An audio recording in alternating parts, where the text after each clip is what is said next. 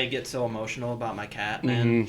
Right now, my cat has it's not chin acne, but it's like some kind of like, I don't know, fungus or infection on her chin. And like every day, like if I wake up and she's very attached to me, she'll go meow, and I'll see it, and I'll be like, are you dead? It's eating my baby alive. Yeah, right. Right. It's hard, man. Pet stuff is hard, man. Yeah, and I like rescued her. So I was like, and this was like 8 years ago. I found her in an abandoned house that I was like clearing out for a buddy. He like rented houses out, and this couple or this family just kind of up and left. Yeah. Because I think one of them went to jail. So I was like cleaning out the house for some extra cash, and I was like, there's a fucking cat in here. Yeah. I came back the next day. I was like, I can't leave you in here. Yeah. So then 8 years down the road, and now she has like diabetes, and I'm like, I gotta give you 2 shots a day, 12 hours apart. Just like, now I don't know if I can do that with my schedule. Yeah. Or like if I want to be attached to that, like weekends and stuff, but it's working out really well. So good. And she knows when it's coming, and she'll like come to me for it. Like I think she's realizing that it makes her feel better. Yeah. And so that's cool, because I was like, I can't give you shots. Like, what is this gonna, like, what am I doing? Yeah. But it's pretty simple, and at first it was just like, I don't know what to do here. Like with cats, it's hard, but at the same time, like I've had the same experience. Like I have to. My cat's brachycephalic, so like I have to brush her teeth. I have to like wash the tears out of her eyes, otherwise there's bacterial buildup. Shit. And like all of the stuff at first was like she absolutely hated it. Right. But now when I go and I'm brushing my teeth, she's ready to come and brush her teeth. You know what I mean? Yeah. So I agree. They get into their routines, and they're smarter than we give them credit. Oh, totally. Yeah, she can hear me. Like I keep her insulin in the buttered window of the like the refrigerator that has a little like garage door slap down thing. Yeah. And she can, when I close it, she can like hear that and like comes to me in the kitchen, and she just like sits there, waits for it, and then I get the insulin and I kneel down, and she walks over and she kind of lays down and rubs into me, and then she knows she gets a little loving afterwards. So it's weird, but yeah, I love smart. cats, dude. Yeah. I love cats. Yeah, I'm glad that you're a cat person. It makes me feel comfortable. Well, she's also taken on tricks from like the dog. Like my wife's had a dog for 11 years. Yeah. So now we've been together almost 4 years, and she's like acts like a dog, kind of like will beg for food, and it's so weird.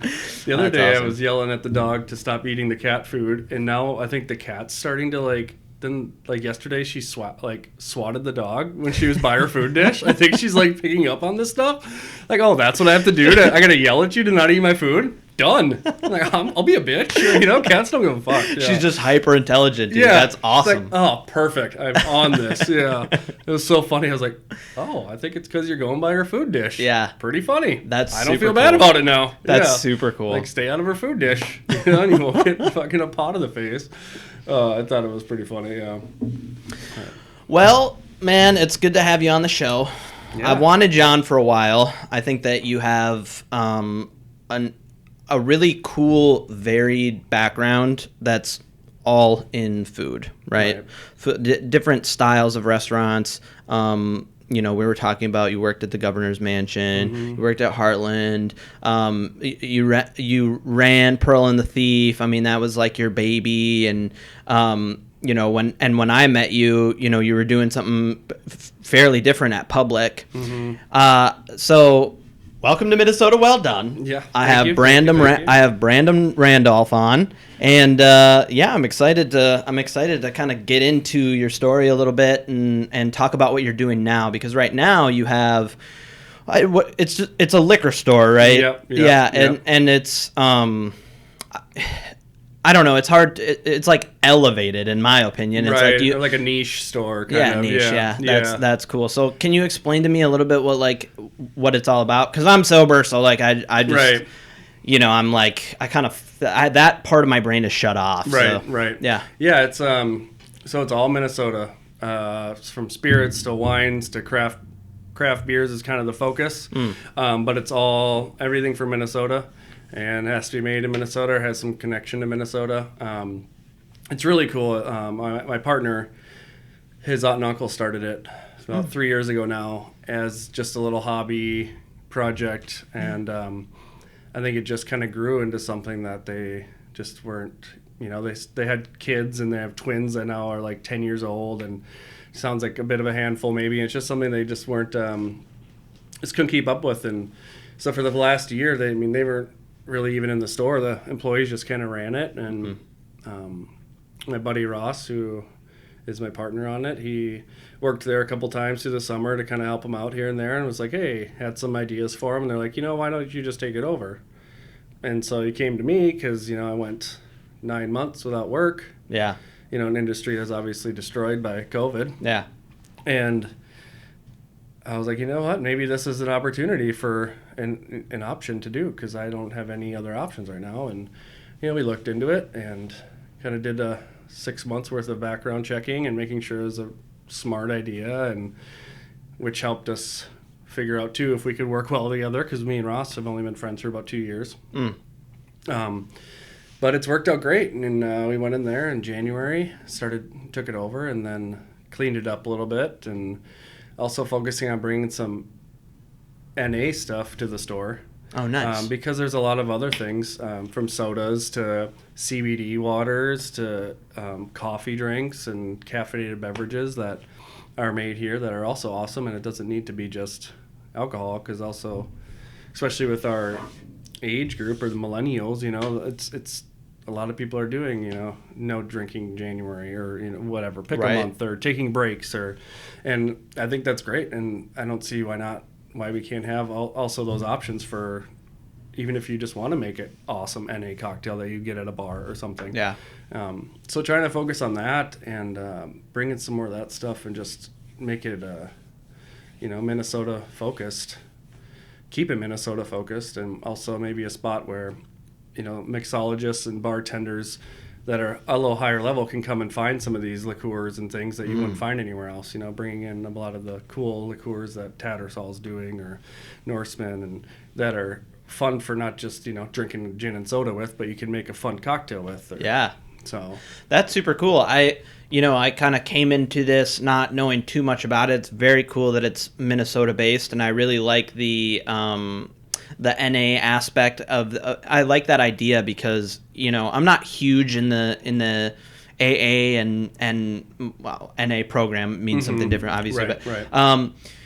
I'm there, and people always talk about coming to the cities to get sober, right? We have a huge sober community here, and so that would be something that I think is kind of specific to Minnesota. I think it would work really, really well. It's kind of cool to hear that you're doing that, and I'm excited to try some of the stuff. Also, like, I think maybe it is our generation to off the AA subject, but like when you say craft cocktails, it's like 7 different people popped in my head who it's like, okay, I need to give them the address of this place, because they're always, that's what they do. It's like when we cook, the same way that we try to network to find the best ingredients, right? Those people are doing the same thing and trying to find the best liqueurs, the cool liqueurs, rare liqueurs, and making really cool stuff.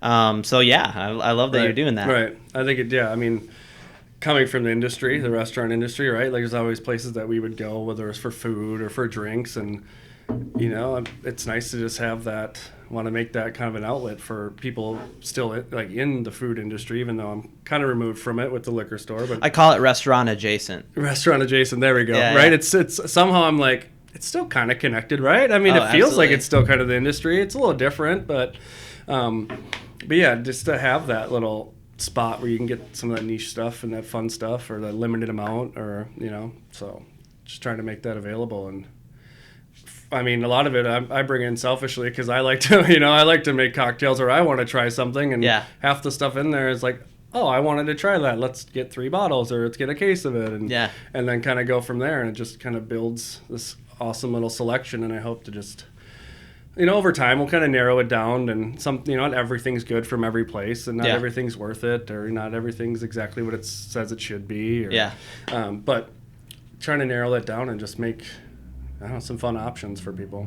It's so I want to get into a little bit about the transition to that, because you say that it's restaurant adjacent. I think it's 100% restaurant adjacent. And every restaurant that not quite every restaurant that I've worked at has had a full liquor license, but every restaurant that I've worked at has done beer and wine at least. Yep. And so I've always been around it, and there's always somebody in the restaurant that like we need an expert on that, right? And so I think that it's definitely restaurant adjacent. Do you think that yours, like, just me going through the math in my head about like the kind of chef that you are too, and like the kind of places that you've run, like, and like you worked at Heartland and stuff like that, have your skills transferred really well to this, or has it been kind of like a high learning curve? I think a lot of the skills has transferred just some of those skills and managing techniques that are kind of forced to learn over the years. I think a lot of those have transferred. I definitely have to tone it down a bit. We're not yelling at chefs to get that dish out because they fucked it up the first time. Can we swear on the show? Oh yeah, absolutely. Perfect. Yeah. Oof, that would have been rough. Here. Hour. Fuck. Does that make you more comfortable? Yeah, there we go. Yeah. I'm surprised it took me that long. You've changed. Yeah, right. I'm in a retail store now. I'm growing. Yeah, I'm growing.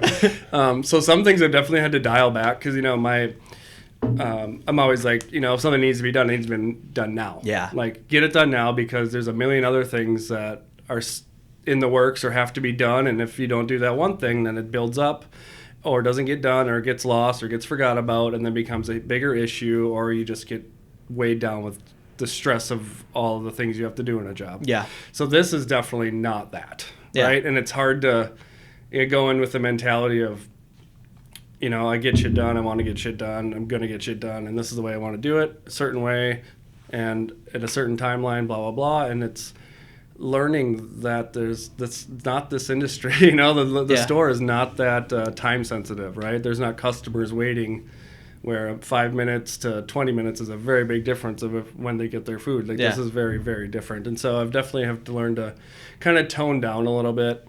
I think a lot of our alcohol and beer reps are learning that I definitely come from restaurants, because I don't put up with their shit. You said you'd be here at fucking 7 o'clock, You dude. said, or hold them to something, and which I think is a positive. Yeah. I'll be Right. straight up with that. It's like I've had long talks with people on this show where they're basically bashing my whole personality and like everything that I identify with. Yeah. They're like, you don't need to be an asshole about it. I'm like, actually, frankly, after 10 years, I've realized that I do have to be an asshole about it. And some things you do need to be, and that term, being an asshole about it in Minnesota might be very different than, the East Coast, right? Like, yeah, that's not true. Technically being an asshole. I'm just being forward and honest, right? Yeah. And it doesn't mean I'm trying to be cross, and if it comes off that way, I'm sorry, but that's, it's not the idea. It's just I don't want to be fucked over. Yeah. I'm not paying your $30 delivery fee twice because you forgot something, or you know what I mean? Yeah. Like things like that, and the fact that the owners before hadn't been in their store a lot, I think just kind of left a lot of that up in the air, and which, it's a business and it's something I'm putting a lot of time into, and I don't want it to fail. Yeah. Ever.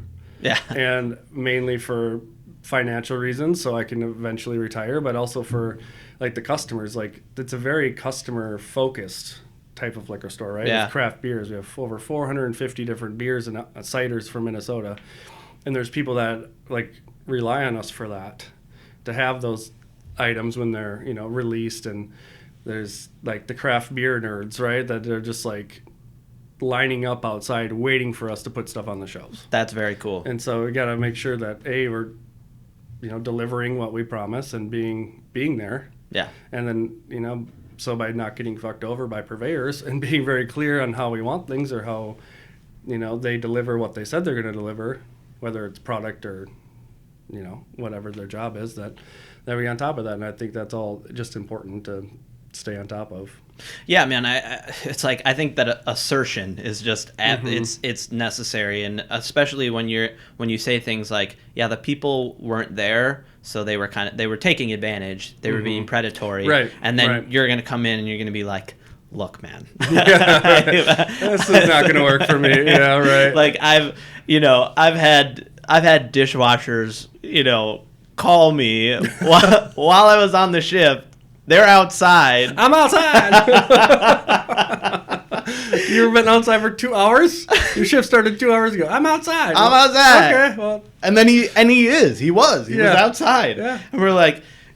for 2 hours. I don't know what he was doing outside. But.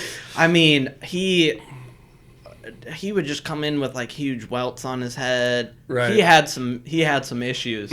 But I mean, good guy. But yeah, had some but issues. but it was like it's the same thing, right? On a different scale and a different level, but it's like that's kind of where that skill translates. Like, yeah, well, it's not okay for you to be outside. You need to be inside to get paid. Right. And frankly, this is the third time something like this has happened.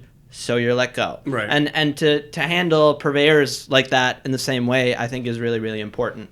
That's one thing that in the restaurants, I think a lot of that has been like, you have chefs who are just, some are bullheaded, some are assertive.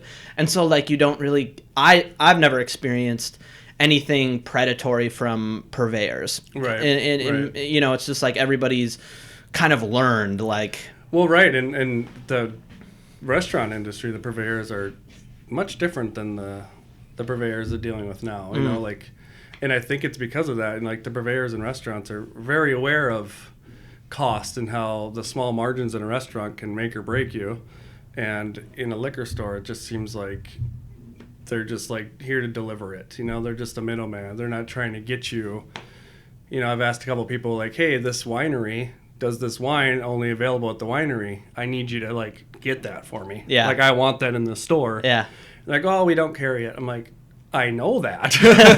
Here's what I want from you. Yeah. You're the rep. You're the, that middle ground between me and them. Like, what do we need to do? Like, let's get it in here. Let's try something. And it's really hard.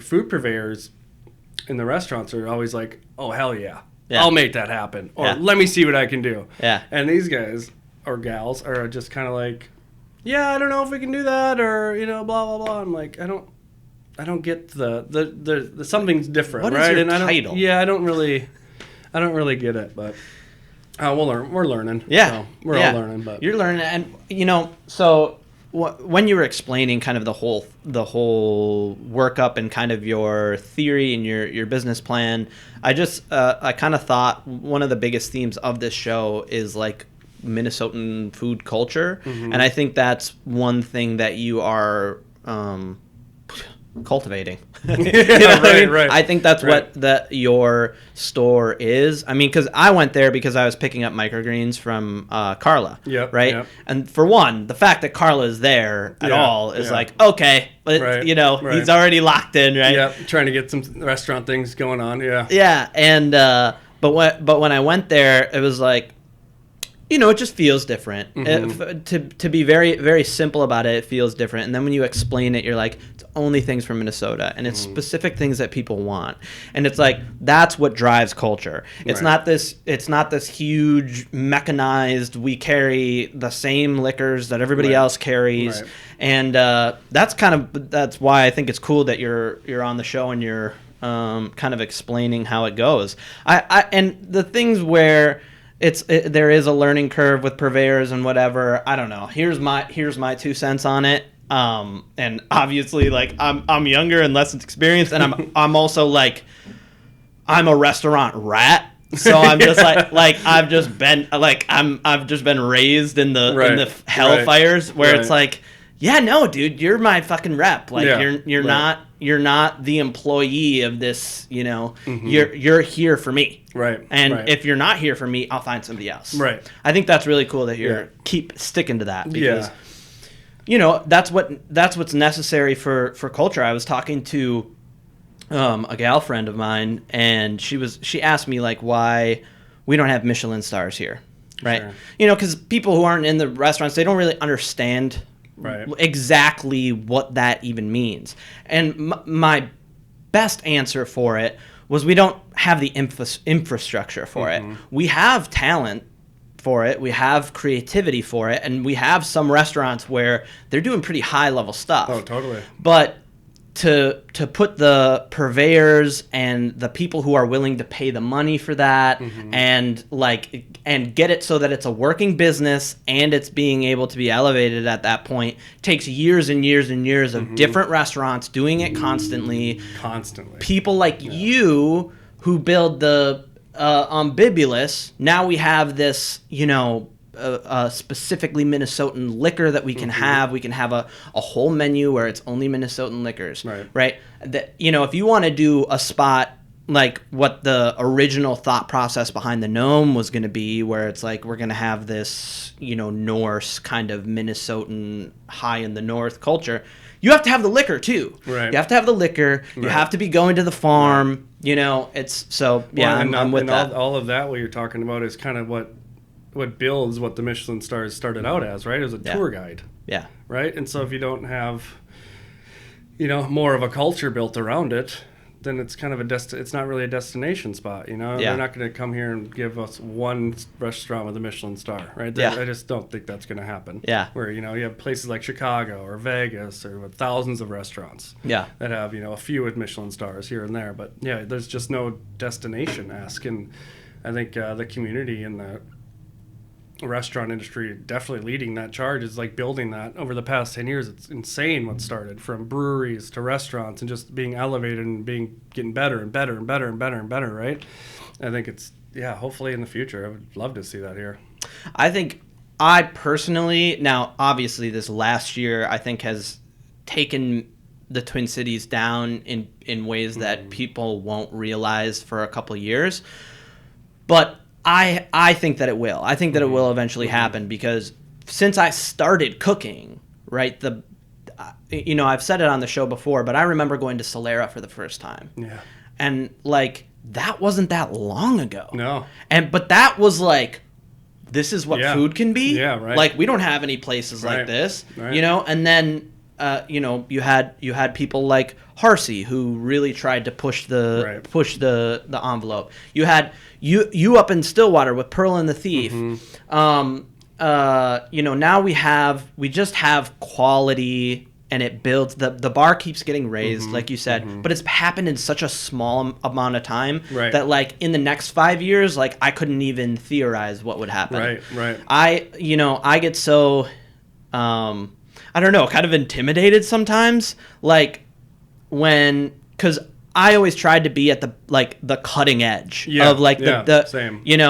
I've been at all these different restaurants, and people are like, well, you're kind of jumping around there, bud. And I'm like, no, I want to work at the best place. I want to learn from all these cool, awesome people. Yeah, it's not as fun. And then I'm out for 8 months. Right? Well, technically it was longer than that. I didn't have a choice. Okay? Yeah, right. You made the choice. The right choice. Okay. Yes. Yeah. But no, I was out, right?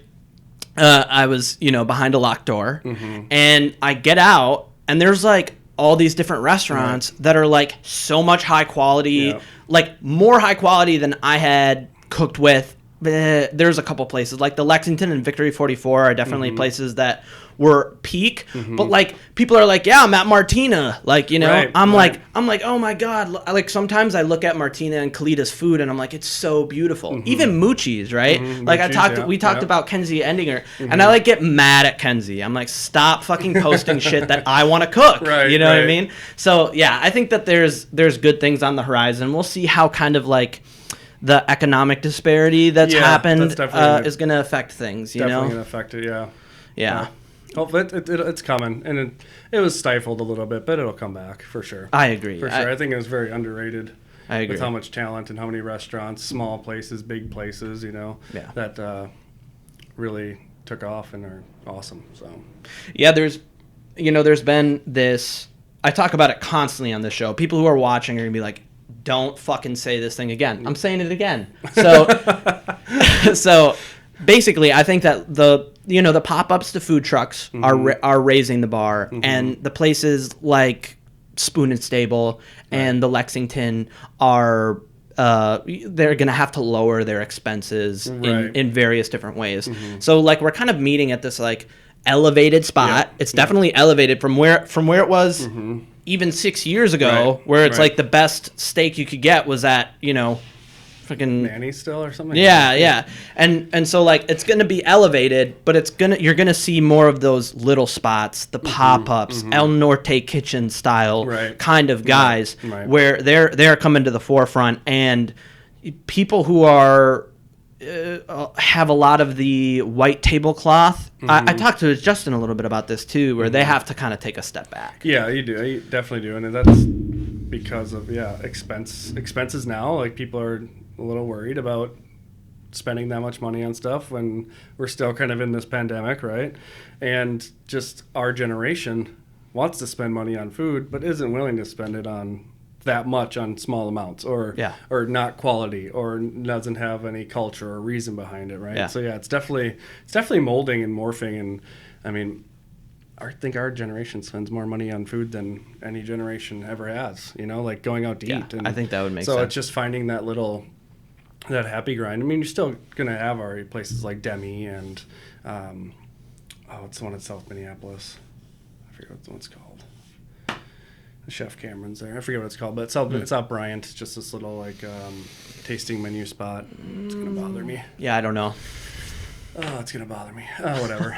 I'll get over it within a week. We still got like 45 minutes left. Right. We'll figure it out. We'll be in like the third segment. You'll be like, ah! Right. Cut this in.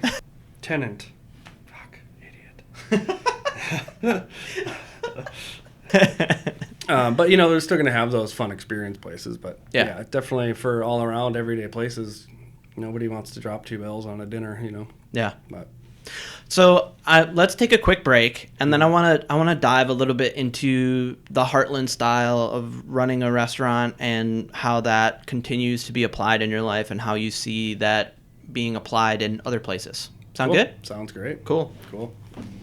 I think that the segue in my mind to this subject, you were talking about people like our generation spends more money on food, but there needs to be meaning behind it, culture behind it, health behind it. Right. And really, if you're looking for all three of those things, you go soil to plate. Right? Right. And that's something that you're incredibly experienced with, right? Can we talk a little bit about that? Because I don't know where your experience lies. I just know that you kind of like one of the go-to guys. Yeah.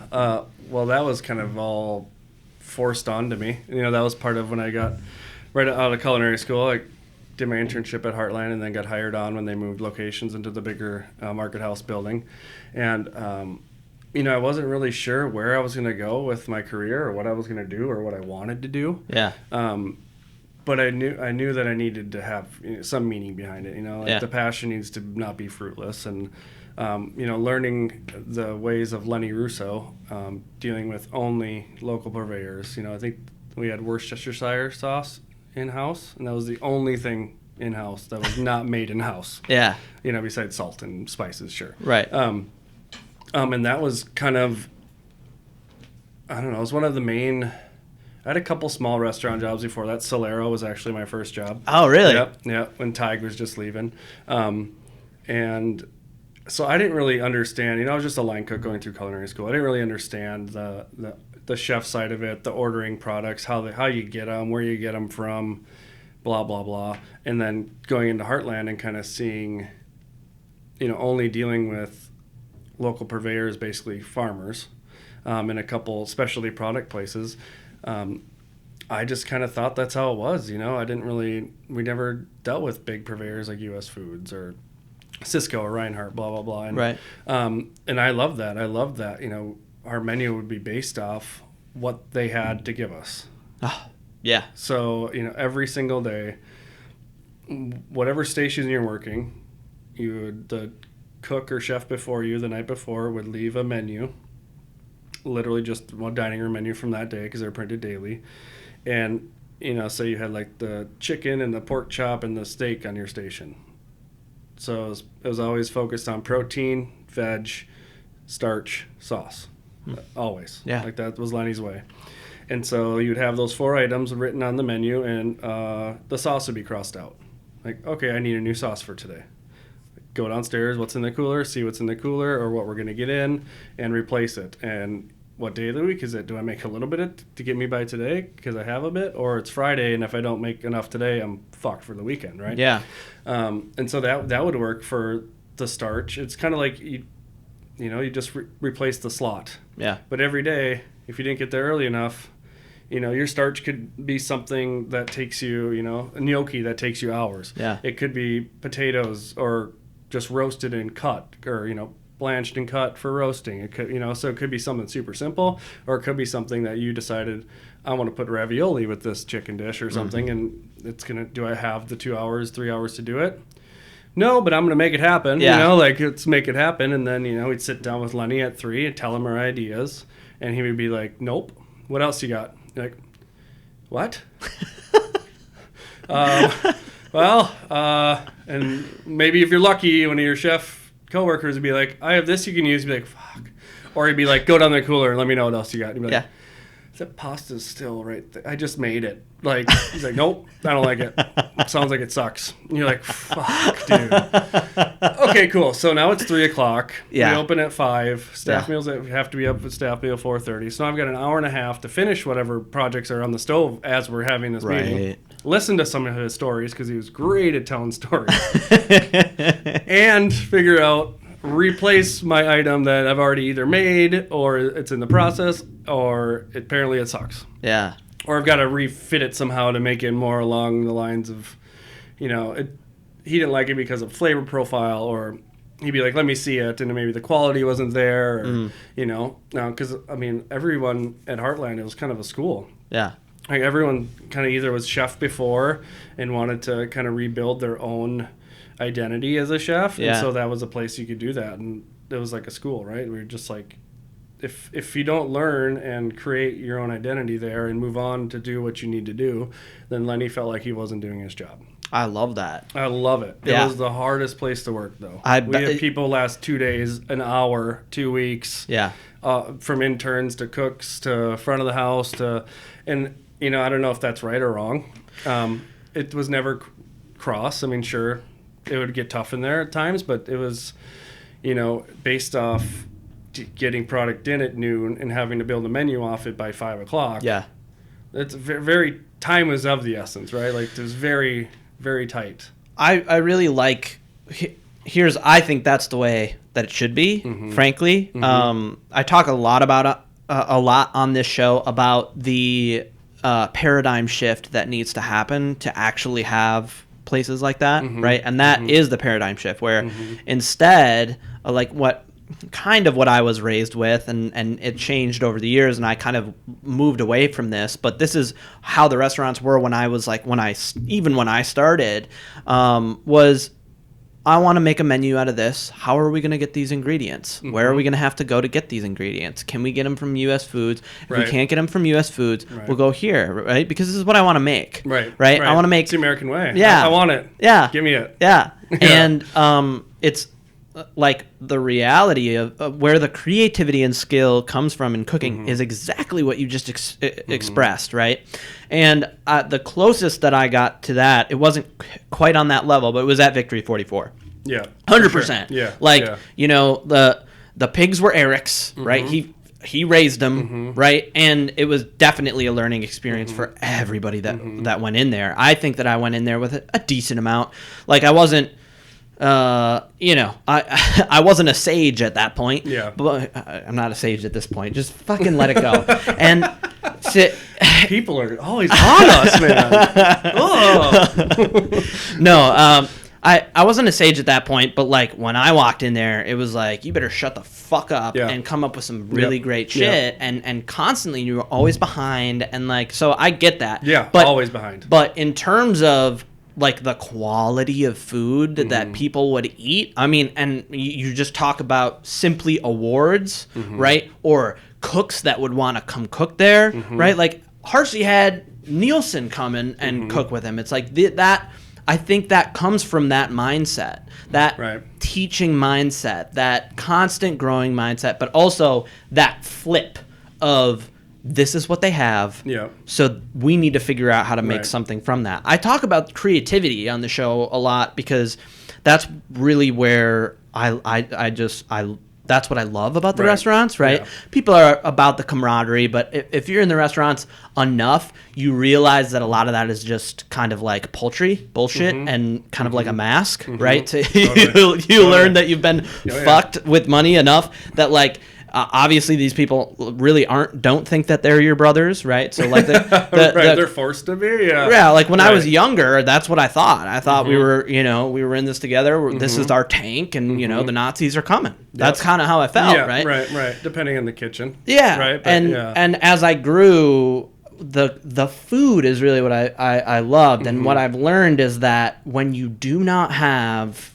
When you do not get to choose what you have to make food with, that's where your creativity really like blossoms. Right, and you can either blossom or crumble. Yeah, and choosing your path wisely, right? Like you need to do that, and in some aspects, having that, I feel like maybe that's me now because that's kind of how I like to work now, or how I've since then like that's really easy for me to work now. It kind of I feel like it almost creates a little bit of a limit to what I can do instead of thinking of I got to create a menu, because nowadays like you said I can get anything from anywhere. Yeah. So where do I start?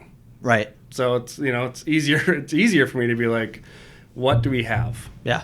And also and why not not exploit, but cherish and what's the word, showcase what we have here. Yeah. Because there's only a couple people doing it. Brenda and Lenny were the only people doing it for 30, 40 years before it caught on. Lenny was one of the first people to bring Peterson beef, like with Andy's dad, and working with that and, gaining those relationships. And that's another thing with those purveyors. They're farmers, they're real people, they're family people, and you like still have a connection with them 10, 15 years later. Yeah. And it's awesome. And maybe we don't talk all the time, but there is like that connection is more of a culture versus just a money thing, or a culture versus an industry. Or just a business,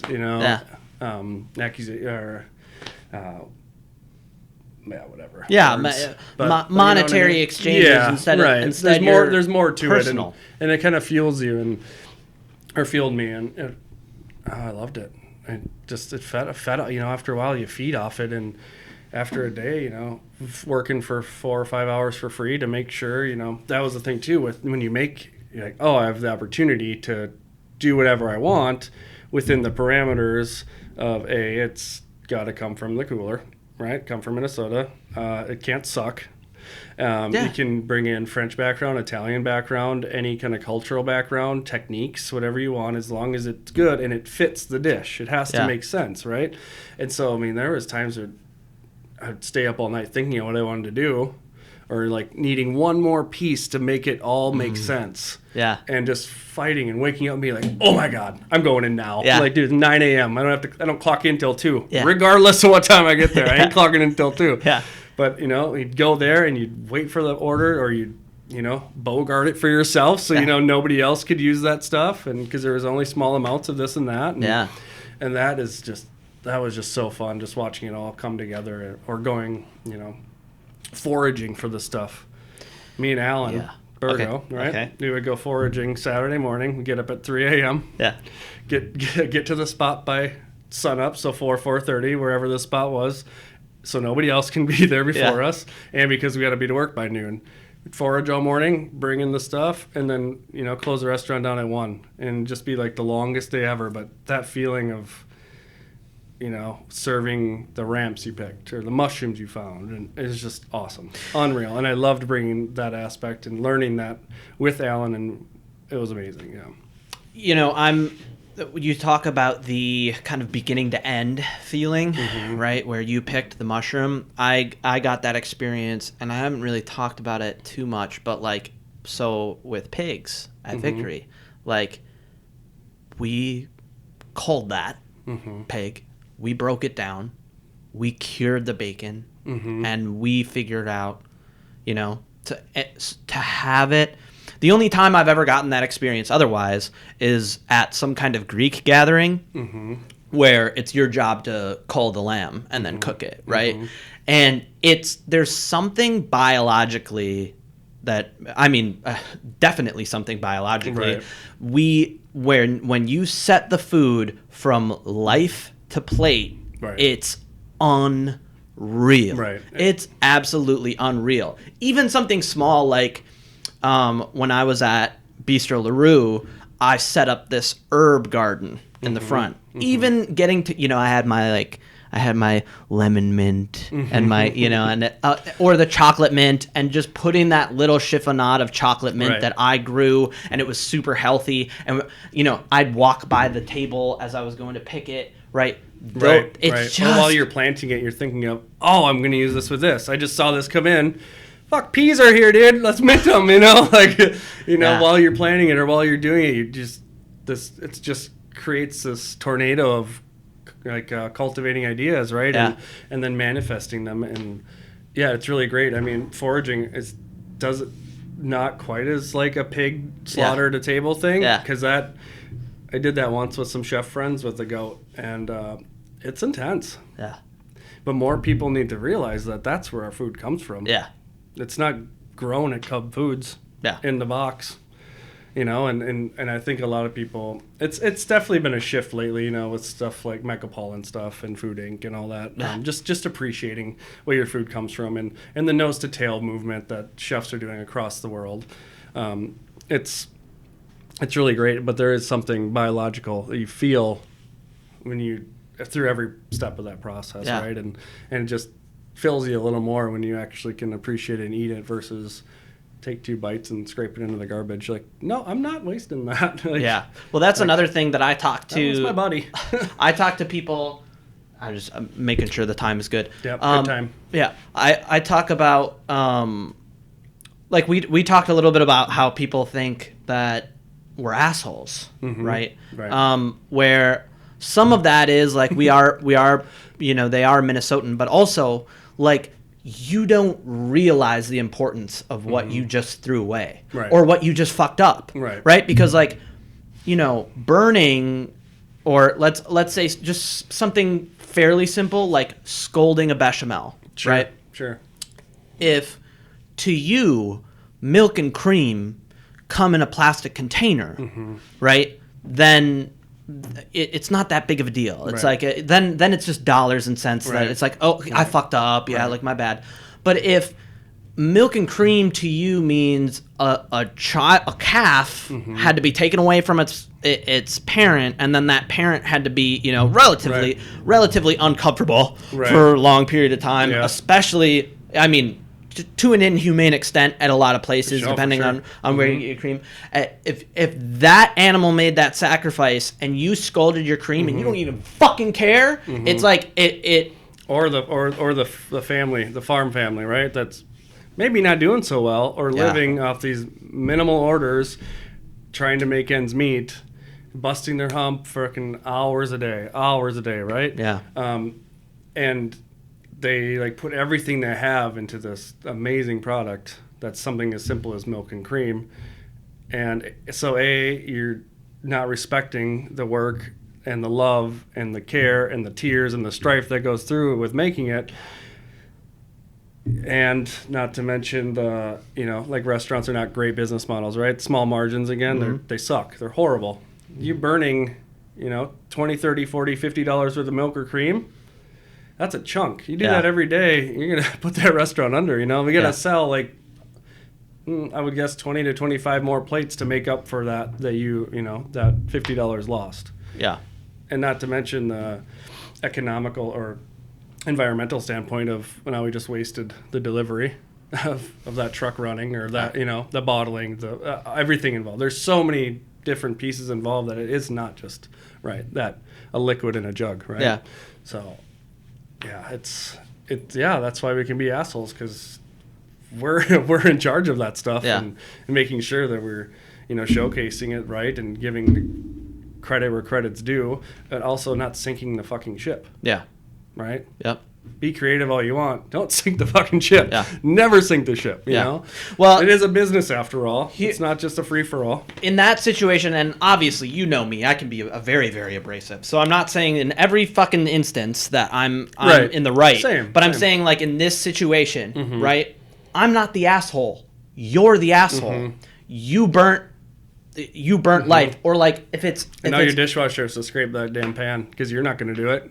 'Cause you're probably too high and mighty to clean a pot. So there's so many different aspects to it where like there's just guys that like they're like, I'm not getting paid enough to do that. Like, you don't even know what not getting paid is like. Like, and it's not about that. Right. Like, especially with things with pork, because I've had a little bit more of an intimate thing with it, where like I'm like, you don't know what the screams sound like. Right. Like and you'll never forget that sound. Yeah, it's real. It's like, that's real. Like, I'm getting goosebumps thinking about it right now. It's like, it's visceral things. These are sacrifices that have to be made. Right. We're cooking food that people eat. Granted, we're not a soup kitchen. Right. We're not giving this shit out for free. It is a business. It is all these other things. But the fact that you can't respect like life enough to handle your shit that's where I start to and go off into angry land. Right. I don't know what you're talking about at all. I didn't see any of that right there. That's also one thing Lenny would always talk about, is building a culture, right? You have to build a culture within your kitchen team. Yeah. Because if that's how you feel and you want your food and restaurant to be, then you need everybody on board. Yeah. You can't have that asshole, That's what I, we still have some time. Let's quick talk about Public then, because that is definitely something that I was trying to do at Public. You know what I mean? I didn't really have the resource. We didn't have collectively the resources to go, we want to pick these people. And we were trying to write the ship that is already 90% sunk. Yeah. Trying to make it finally, the fifth rendition of what Public has been, which just scars a restaurant's name, right? But go ahead, Well, no, I mean, what the job was very different than other restaurants that I've had, and it was I kind of like I felt like there was contradictions in what I was supposed to do, but that is definitely what I was trying to do when I was on that line. I was on that line, pretty much every day until I started school, right? I was on that line every day, and all the line cooks on there, it was like, I'm going to teach you how to do every single thing. I'm going to treat you really, really well, right? But you also have to treat the food really, really well. Right. And it kind of transcended into the front of house too, right? Because that's usually where my abrasiveness comes off, is like, I continually give Taylor shit, like, a year later, where he'd come in with wrinkly clothes, but it was like, no, we're changing this. We're creating that culture. We are creating that culture. And he caught on. Taylor caught on. There was a couple people who really, really caught on. But there was someone that would always come in right at their shift and be hungry. Oh, can I get some food? Like, you've been here for 5 minutes. Yeah. It's 4 o'clock. You had all day to eat, maybe. And oh, I'm hungry. Can I get some food? Like, we're trying to prep everything. We're trying to prep and be open right now. And you want some dinner? My bad. And I'm just looking. My eyes are like wide. My pupils are like huge. Like, what? Just scrape the salt off the ground for you. Yeah, I mean, I think some of that. I think that we did a good job. We did the best job that we could. You know what I mean? There were huge improvements that were made, and I really learned a lot from that experience. Whereas Victory 44, most of what I learned was culinary. Right. What I learned there was that culture aspect, that team building aspect, the managerial kind of, not necessarily the money aspect, but like how to really build people who would follow you. Right. And to get what you want out of them. So it's, not necessarily like manipulate them, but like make it a two-way street, right? I'm going to teach you something and you get something out of it, and you're going to give me back being better at this or making my life less hell, when it comes time to pick this dish up, or you're more proficient at it, you're better at it. It tastes fucking delicious. Everybody's happy about it. Yeah, you're building that culture, which gets bigger, can start in the kitchen per se, right? And then gets bigger into the front of the house, and then the bartenders, and then the customers. And if it's always consistent and it's always the same culture, it just becomes this beating life force, right? Yeah. And it's hard to get going, and it usually takes restaurants quite a while. Well, I'm glad that we got that out of my system, because I really wanted to talk about it. Let's take a quick break, and then we'll go into your shelf, and we'll call it a day. Cool. Cool. Sounds good. What's on the shelf, man? What's on the shelf, man? So, welcome back to Minnesota Well Done. This is the shelf segment. So I have people bring in, cookbooks that are important to them or products that are important to them. I like that you brought your knife roll because obviously that's a very important piece of who you are. Let's just get right into it. So I have people that just grab the stuff off the shelf and we'll talk about them one by one. We kind of went over this one a bunch, but this is a cookbook that Lenny was writing when I was there. And Alan Burgo helped a bunch of this. Yeah. Most of it. Pictures, the recipes, the development, putting it all together and making it a real thing. And, we would do a lot of these recipes if we didn't have ideas or just because they were always awesome. Yeah. So it's not something I usually look at to reference nowadays, but it's a part of Heartland I still have. So, yeah, I love it. But. Yeah, I mean, here's my thing about, and we did talk about it already, but I didn't work at Victory 44 for a super long time, right? Like, I think maybe 9 months, maybe. Sure. But, like, even in that short period of time, like, it absolutely changed my life. Right. And at things that I learned there, I bring to not only every restaurant that I work or eat at, but like every single aspect of my life. It's become a huge part of my identity. Right. And so things you don't even realize every day to day, right? Yeah. The way that who you are, yeah. Even what I'm going to school for, right, is very rooted in my experience at Victory 44, right? You talked about Michael Pollan. We haven't. Everybody at home is like, oh my God, he hasn't brought up Chef Dan Barber yet. Well, here it is. Those Dan Barber, Blue Hill Stone Barns, Third Plate, that kind of stuff is definitely what like sparked my entire movement into what I'm going into in school. It's crazy that Dan's doing. Like he's cooking vegetables in compost piles. Talk about you're like. I watched. I follow him on Instagram, and then like I'll send stuff to Aaron, and Aaron's probably like, "Dude, I fucking get it," because it's like every day I'll send him like Barber, 5. Haven't heard of this guy. Look at this new genetic, Roma tomato. Like, look at how tiny this squash is, but look at how orange it is. There's one of them. It's gonna be on 1,800 tasting menus. You're like. Fuck the chef that has to figure that one out. Yeah. Right. No, it's so funny. I watched his chef's table, and if you watch his chef's table, there's one cook in there who you can see is just like he's so gaunt where you're just like, oh yeah, that's the weak link right there. Yeah, he hasn't slept in a while, dude. Fake it till I make it. Fake it till I make it. I'm fine. Yes, I know what we're talking about. Yes, I know what we're doing. He's like flipping through his little book or something. Like, Barber's like, stop slamming the fucking pans. And he's stop slamming stuff. Exactly. One of my chefs I worked with at Heartland and Bachelor Farmer, he was Dan Barber's sous for a while. Oh, wow. At Stone Barns. Yeah. And he would always... The one thing he'd always say was like, Brett, pass the Ricky Dumps. Like the ricotta dumplings. That just is ingrained into my head. Like, pass the Ricky Dumps. That's funny. That's awesome. Love that guy. Yeah. That's awesome. No, I think that I love that you brought that book in because I think that it is something that shows in your personality. It's just like, it's one of those things that even, because we didn't work like, on the line together every night, right? But it was one thing that I definitely recognized, and I just think it's cool. I think it's cool. What else you got up there? So this is one of the first books, Marco Pure White, that really opened my eyes to dedication and commitment. This guy would work 16 hours a day, 7 days a week for months at a time, and I mean, he is the asshole in the kitchen, right? Like, he is the reason Gordon Ramsay has a show based off him, right? Being an asshole. But just the dedication and the crazy, crazy commitment that would make you crazy. It was, like, really, really cool to see. And just to hear it in such a elevated way was really just eye-opening to me. It's...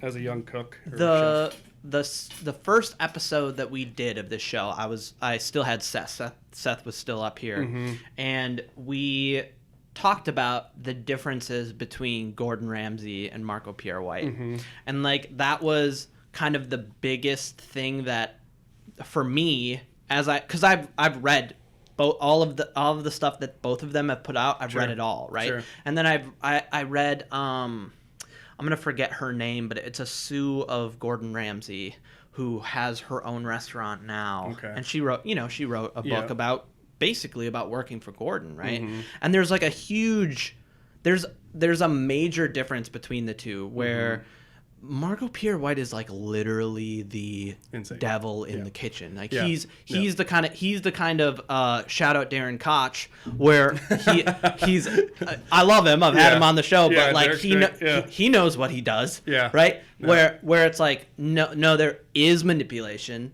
There like we talk about getting people to do what we want in like this kind of like wholesome way. He thinks about it in a completely different way.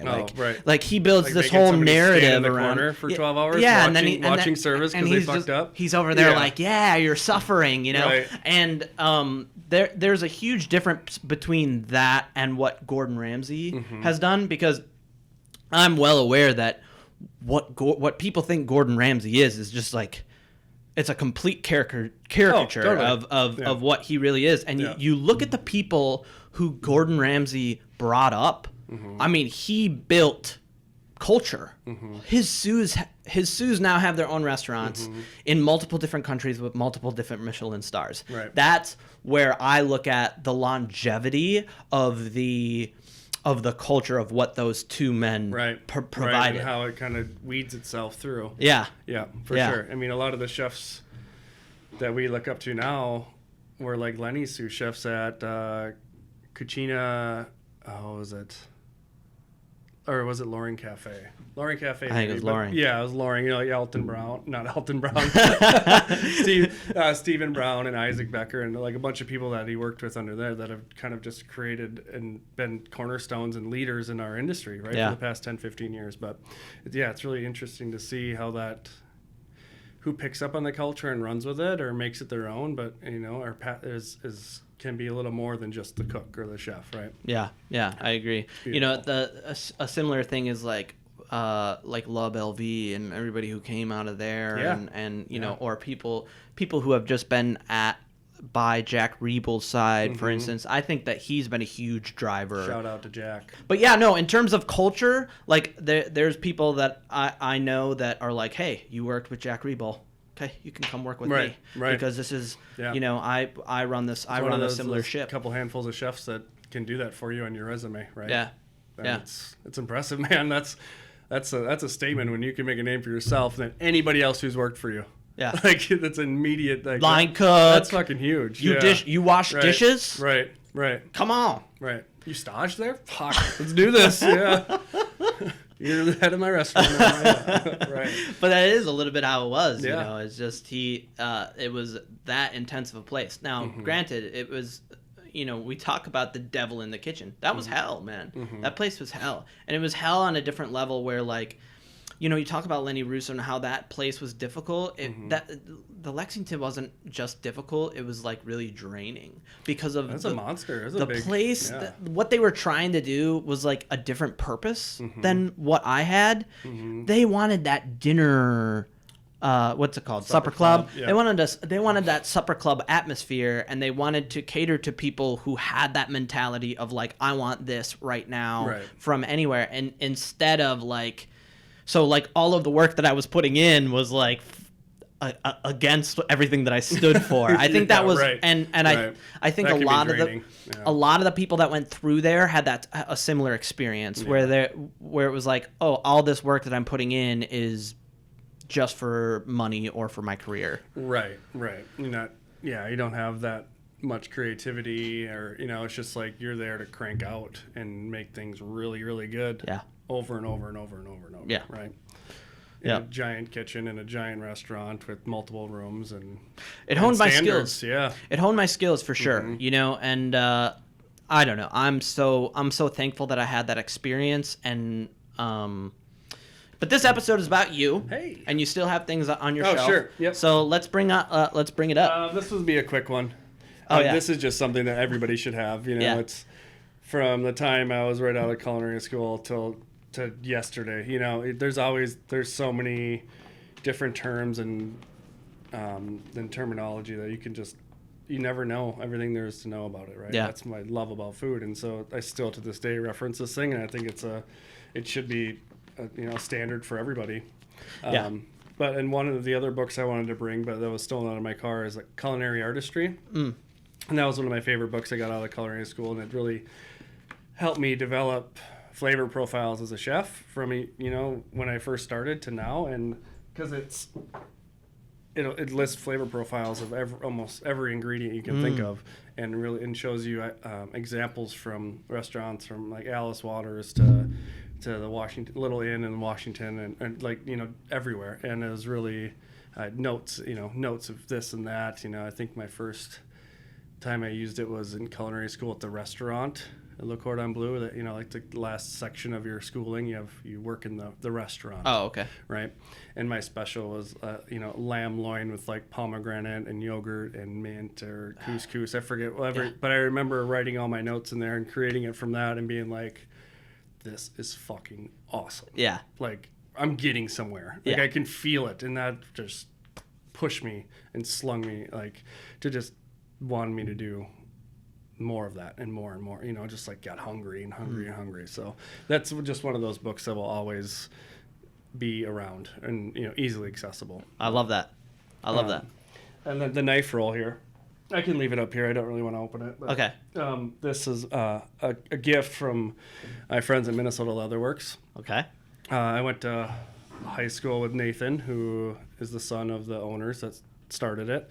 And they made that for me because I needed a knife roll because I was going to California with Justin Sutherland to be an Iron Chef. And I was like, hey, if you make this, we can, bring it with me and I'll use it and all this stuff. And it just, it's something they don't make or didn't make at the time. And it felt really good to get that from them because I had been carrying my knives around in a fish box for like 3 years, not wanting to afford this $400. I knew I wanted like a nice leather knife roll or something that would last a while, but I didn't have the money or didn't want to spend the $400 on it. Didn't seem reasonable or smart. Yeah. So it was a big deal. They were able to help me out with that and do that, and it's something that I will cherish forever. So it's a good part of my history with the kitchens, which isn't over yet, but restaurant adjacent. We're just adjacent right now. Just adjacent. We're just like we're we still know all the people. Yeah. We're still in it. Right. Don't fuck with us. Don't fuck with us. No, I like that you bring that up because I had Kate on the show from Craft Made Aprons, right? And it's absolutely part of every restaurant, right? Not necessarily Craft Made Aprons, although it's getting to that point. Yeah. Yeah, right. But like the leather that goes into the knife roll, Laura Lindsay brought up a good point, like the people who do the linens, right? The people who make your coats, like every aspect of this industry is important, and it all bleeds together into the culture. Yeah. Completely. Yeah. And so many little pieces that can mean so much. Yeah. Yeah. Well, Brandon, I'm really happy you came and did the show. You're totally welcome on at any time. As things change and grow with Ombibulous, I'm saying it right? Yep. As things grow and change with that, you're welcome to come on if you want to promote something, and just to come in and chat. Sure. Yeah. Thanks, man. It's been a blast. Yeah. It's always good to see you. You're looking good. Good to see you too, Push-ups. man. You know it. All right. I love you, buddy. Peace, bro. Oh, hell yeah.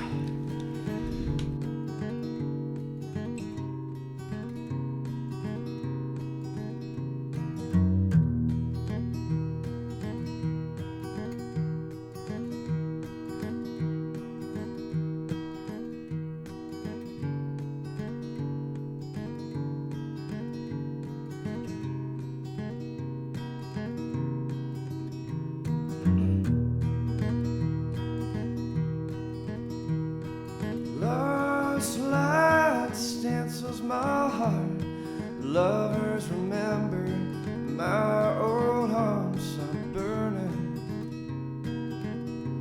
of my memory. A shovel writes a new song. I can almost hear them singing along as I keep digging away. Her love rubbed me raw, methamphetamine, alcohol, if only left me stay. Buried in the backyard, long after gone to my childhood dark bodies. Without faces or names. Some of them were my friends.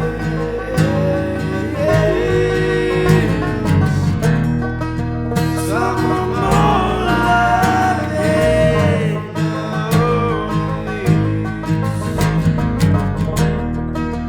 Shouldn't matter now to them.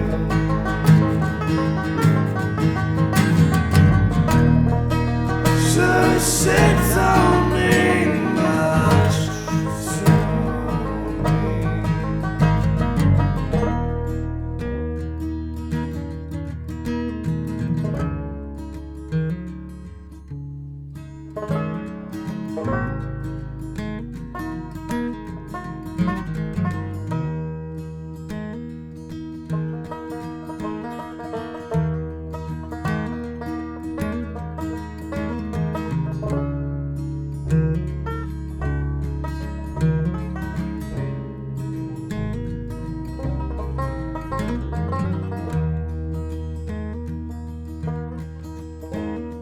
Last night I took apart most everything in your garage and got myself some dollars and cents. Taken off to St. Paul, where I will surely spend it all on Hope Street, the last house on the block. Our phone's ringing, but I muted. She probably wants to know what the hell I'm doing. But man, I don't really fucking know.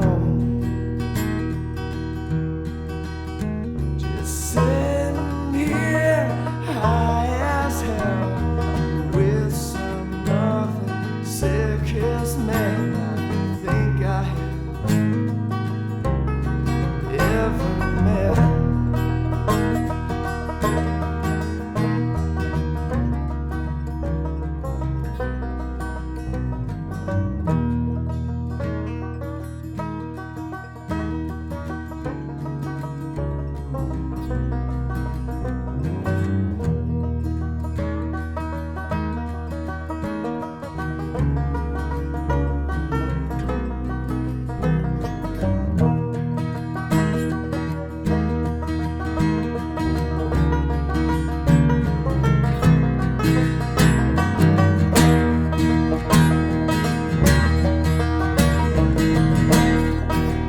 Some of